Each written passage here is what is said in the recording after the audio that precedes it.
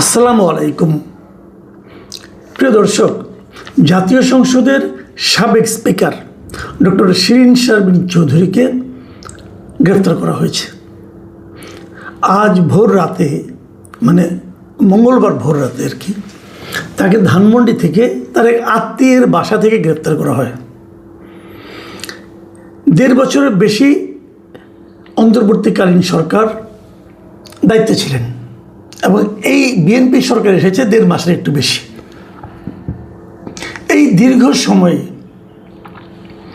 শিরিন শারমিন চৌধুরীকে খুঁজে পাওয়া যায়নি। যখন তাকে পাওয়া খুব জরুরি ছিল, সেটা কবে? সেটা হলো যখন জাতীয় সংসদের প্রথম অধিবেশন শুরু হয়। সেই অধিবেশন শুরুর দিন কিন্তু আগের স্পিকারকে খুঁজে পাওয়া খুব জরুরি। কারণ আমাদের সংবিধানে বলেন, সর্বত্র বলেন, এটা লেখা আছে যে নতুন সংসদ যখন তার যাত্রা শুরু করবে তখন সেই সংসদে সভাপতিত্ব করবেন পূর্ববর্তী সংসদের যিনি স্পিকার ছিলেন তিনি। যদি উনি পদত্যাগও করেন, যেমন শিরিন শারমিন চৌধুরী কিন্তু হাসিনা সরকারের পতনের পর 27 দিনের মাথায় সেপ্টেম্বর মাসেই তিনি কিন্তু পদত্যাগ করেছিলেন, এবং যদি পদত্যাগও করেন তারপরেও নতুন স্পিকার দায়িত্ব না নেওয়া পর্যন্ত আগের স্পিকারই দায়িত্বে আছেন এটা ধরে নেওয়া হয়। এটা কিন্তু আমাদের সংবিধানের একটা ধারা, নিয়ম। আপনি এই নিয়ম ইচ্ছা করলে চেঞ্জ করতে পারবেন না। এখন এই কথাগুলি বারবার সংবিধানের কথা বলছি কেন? আমাদের এই সরকার কিন্তু উঠতে বসতে চলতে ফিরতে সব জায়গায় বিতর্ক করতে, এনসিপি অথবা জামাতকে ঠেকা দিতে, তাদের যুক্তিকে খণ্ডন করতে বারবার তারা কিন্তু সংবিধানের কথা উল্লেখ করেন যে সংবিধানে এটা আছে, সংবিধানে সেটা আছে বলেন, কিন্তু তো সংবিধানে তো এটাও আছে যে আগের সংসদের স্পিকারই প্রথম অধিবেশনটার সভাপতিত্ব করবেন, তার নেতৃত্বে, তার সভাপতিত্বে নতুন স্পিকার নির্বাচিত হবেন এবং নতুন স্পিকার নির্বাচিত হওয়ার পর তার কাছে দায়িত্ব উনি হস্তান্তর করবেন। এটাই নিয়ম, সংবিধানে আছে এটা। তো তখন শিরিন শারমিন চৌধুরীকে খুঁজে পাওয়া যায়নি। উনি কোথায় ছিলেন কেউ জানে না। খোঁজার চেষ্টা হয়েছিল, এই প্রশ্নটা আমি প্রথম দিনই করেছিলাম। চেষ্টা হয়েছিল, হয়নি। এখন হঠাৎ করে পাওয়া গেলো ধানমন্ডিতে উনি আছেন, ওনার সম্ভবত ভাইয়ের বাসায়, যদ্দূর আমি জেনেছি আর কি। যদিও সবাই বলছে আত্মীয়র বাসায়। কীভাবে কী হলো সেটা আরেক নাটক। কোথায় গেলেন, কোথায় আসলেন, এগুলো আরেক নাটক। কারণ সেনাবাহিনীর পক্ষ থেকে একবার একটা তালিকা প্রকাশ করা হয়েছিল যে তাদের কাছে কে কে আশ্রয় নিয়েছিল। সেই তালিকায় শিরিন শারমিন চৌধুরীর নাম ছিল, একদম শুরুতেই ছিল। যাই হোক, সেই নাটকের কথা বাদ রাখলাম। ওনাকে গ্রেফতার করা হয়েছে আজকে ভোর রাতে। আমি দুপুর 1টা পর্যন্ত বিভিন্ন টেলিভিশনে স্ক্রলে দেখছিলাম, বিভিন্ন নিউজ দেখছিলাম, অনলাইন নিউজ দেখছিলাম। দুপুর 1টা পর্যন্ত আমি জানতে পারিনি যে ওনাকে ঠিক পার্টিকুলারলি কোন মামলার অভিযোগে গ্রেপ্তার করা হয়েছে। এটা আমি দুপুর 1টা পর্যন্ত জানতে পারিনি, কিন্তু তারপর গ্রেপ্তার হয়েছে। তার মানে গ্রেফতার করাটা জরুরি ছিল। কোন মামলায় গ্রেপ্তার করা হবে, কোন মামলায় তাকে গ্রেপ্তার করা হলো, এটা তো জনগণের, আমি তো জানতে চাইতে পারি না। আমাকে যে গ্রেপ্তার করছেন, আমার বিরুদ্ধে মামলা আছে, হ্যাঁ আছে, তাহলে কোন মামলায় আমাকে গ্রেপ্তার করলেন? 1টার পরে আমি জানতে পারলাম যে ওনার বিরুদ্ধে, ওনাকে গ্রেপ্তার করা হয়েছে লালবাগের একটা মামলায়, লালবাগের একটা হত্যা মামলা, সেখানে ওনাকে, ওই মামলায় ওনাকে গ্রেপ্তার করা হয়েছে। এবং এটাও জানলাম যে ওনার বিরুদ্ধে 6টা মামলা ছিল, এবং এই 6টা মামলার মধ্যে 3টা তদন্ত শেষ হয়েছে এবং 3টার তদন্তেই ফাইনাল রিপোর্ট দেওয়া হয়েছে। ফাইনাল রিপোর্ট মানে বাংলায় বলে চূড়ান্ত প্রতিবেদনের অর্থ হলো যে অভিযোগগুলো ভিত্তিহীন প্রমাণ হয়েছে। বাকি 3টার ভাগ্যে কী আছে বলতে পারবো না। লালবাগের একটা মামলা হয়েছে, রংপুরে একটা মামলা হয়েছে ওনার নামে, এবং সেগুলো হত্যা মামলা। মানে কেউ একজন নিহত হয়েছেন, শিরিন শারমিন চৌধুরী সেই নিহতের সঙ্গে, হত্যার সঙ্গে জড়িত। এই বিষয়গুলো বিশ্বাস করবে কেউ যে একজন স্পিকার রাজধানীতে বসে, যাকে সে চেনে না, জানে না, সেরকম একটা লোককে হত্যা করার জন্য নির্দেশ দিচ্ছে? এরকম একদম মানে কাঁচা, এরকম কাঁচা গল্প কেউ বিশ্বাস করবে সত্য বলে? কেউ করবে? কিন্তু আমাদের এগুলো শোনানো হচ্ছে অনেক। এই ধরনের মামলাগুলো আসলে অন্তর্বর্তীকালীন সরকার তখন করেছিল, আমি মনে করি এক ধরনের প্রতিহিংসা থেকে। সব মামলায় শেখ হাসিনা এক নাম্বার আসামি হতে পারে, শেখ হাসিনা প্রধানমন্ত্রী ছিল হতে পারে, কিন্তু একজন স্পিকার কি এই কাজগুলো করে? স্পিকারের কি সেই প্রশাসনিক ক্ষমতা থাকে একজনকে হত্যা করার জন্য মানে আপনার নির্দেশ দেওয়ার অথবা পরিকল্পনা করার?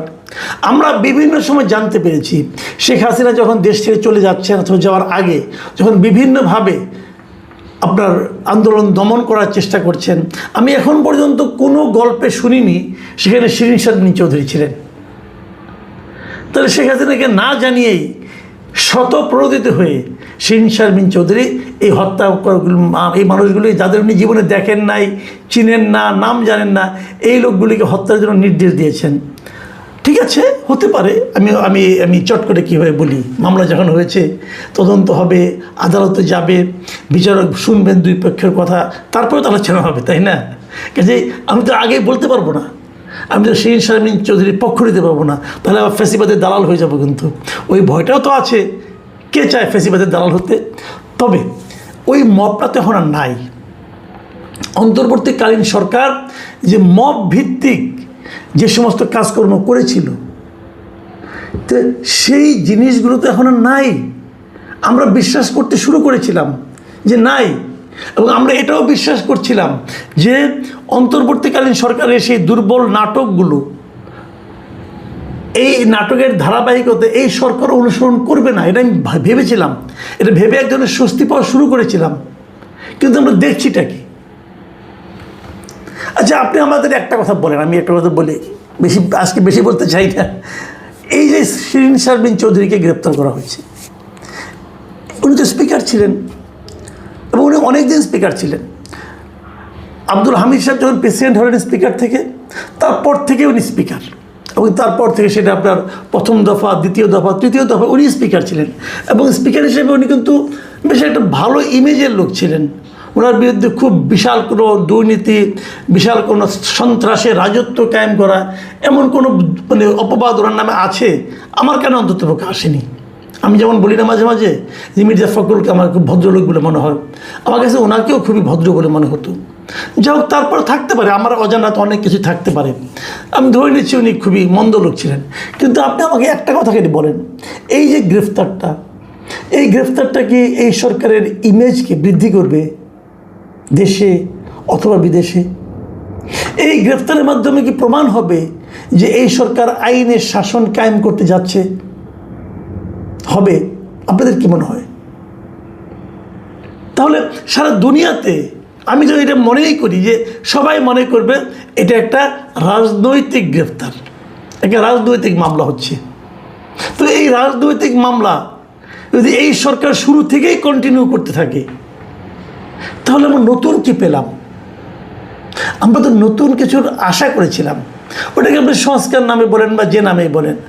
আমরা তো চেয়েছিলাম যে এমন একটা সরকার আসবে যারা আইনের শাসন কায়েম করবে। এ ধরনের বানানো মামলা, এ ধরনের রাজনৈতিক মামলা দিয়ে রাজনৈতিক প্রতিপক্ষকে যে আপনার দুর্ভোগে ফেলা, হেয় প্রতিপন্ন করা ভালো কিছু, এটা আওয়ামী লীগ করতো। এবং আওয়ামী লীগ এটা করে আওয়ামী লীগ নিজেদের নিরঙ্কুশ ক্ষমতা আপনার স্থাপন করার চেষ্টা, প্রতিষ্ঠিত করার চেষ্টা করেছিল। তার পরিণতি আমরা দেখেছি। কিন্তু সেই কাজগুলি কি বিএনপিকে করতে হবে? এটা হয় কেন সেটা বলে আমি আলোচনাটা শেষ করি।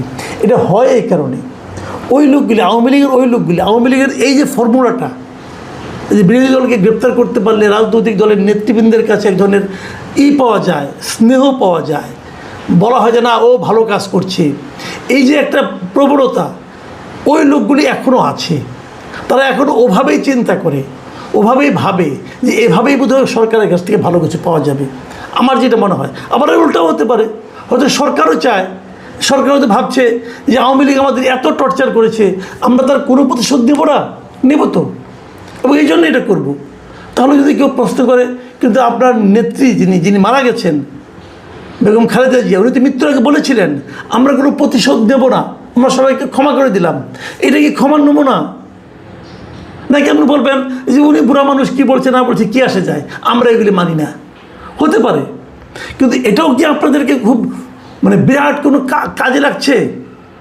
এখন আরেকটা কথা আসে, সেই জিনিসটা কি, এটা বলে আসলে আলোচনা লম্বা হয়ে যাচ্ছে, বেশি বড় করবো না।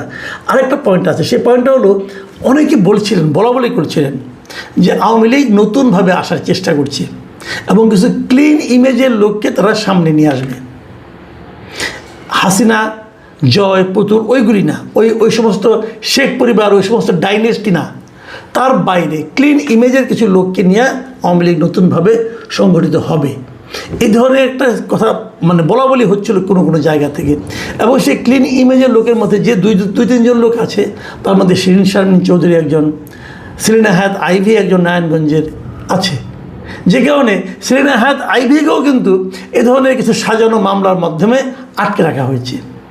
এবং সেই একই কারণে শিরিন শারমিন চৌধুরীকে আটকে রাখা হচ্ছে। এটা এক ধরনের বক্তব্য আমি শুনি বিভিন্ন জনের কাছে। যদি সেটা হয় তাহলে সরকারকে নিজ দায়িত্বে এদেরকে জনপ্রিয় করে দিচ্ছেন, এদের গ্রহণযোগ্যতাকে বাড়িয়ে দিচ্ছেন। আমার কেন যেন মনে হয় এই শিরিন শারমিন চৌধুরীর মতো মানুষকে গ্রেফতার করা এবং এরকম একটা হাস্যকর মামলাতে গ্রেফতার দেখানো, জানি না তার জামিন হবে কি না, নাকি রিমান্ডে আনবে বলতে পারবো না, যদি রিমান্ডে নেওয়া হয়, এই সমস্ত ঘটনার মাধ্যমে না ওই ধারণাগুলিকেই পাকাপোক্ত করছে। এবং এই পুরো জিনিসটা সরকারের জন্য যে বুমেরাং হবে, এতে অন্তত পক্ষে আমার কোনো সন্দেহ নেই। প্রিয় দর্শক, এখন এই পর্যন্তই। আল্লাহ হাফেজ।